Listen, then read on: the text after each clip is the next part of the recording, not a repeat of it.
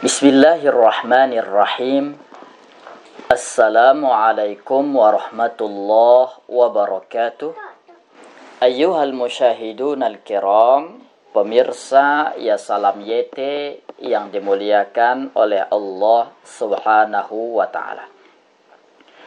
Di tahun-tahun awal saya kuliah, kemudian memasuki ruang muhadarah dengan mata kuliah Al-Fiqhul Muqaran atau fikih perbandingan mazhab yang ditulis langsung oleh dosen yang mengampu mata kuliah itu. Lalu kemudian beberapa masalah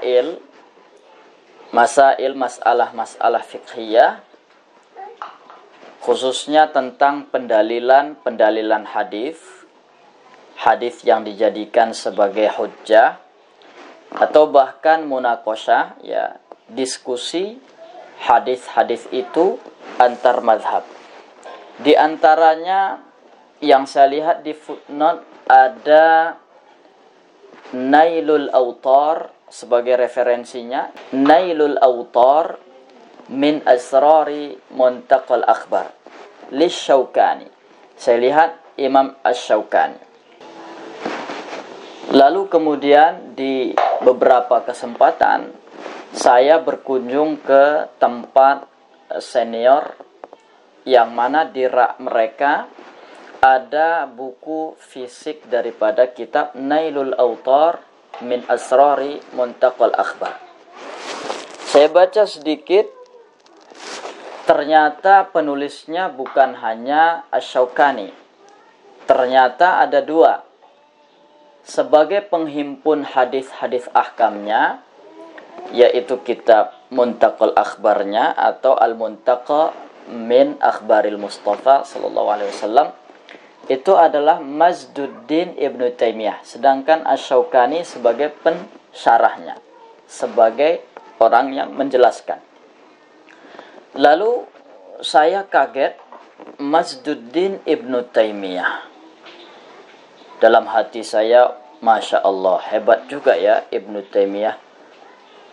Selain memang selalu dibicarakan, menulis banyak kitab, Majmu'ul Fatawa dan yang lainnya, kemudian juga sebagai penghimpun hadis-hadis ahkam. Nah, anggapan ini terus berlangsung cukup lama. Lalu kemudian pada akhirnya saya sadar ternyata Mazduddin Ibnu Taimiyah bukanlah Ibnu Taimiyah yang selalu dibicarakan dan yang terkenal itu. Siapakah Mazduddin Ibnu Taimiyah? Nah, beliau ternyata adalah kakeknya Ibnu Taimiyah. Mazduddin gelarnya. Mazduddin Ibnu Taimiyah adalah gelar beliau. Kemudian memiliki anak yang bergelar juga Syihabuddin Ibnu Taimiyah. Syihabuddin Ibnu Taimiyah memiliki anak bernama Taqiyuddin Ibnu Taimiyah. Jadi Mazduddin Ibnu Taimiyah kakek, Syihabuddin Ibnu Taimiyah ayah.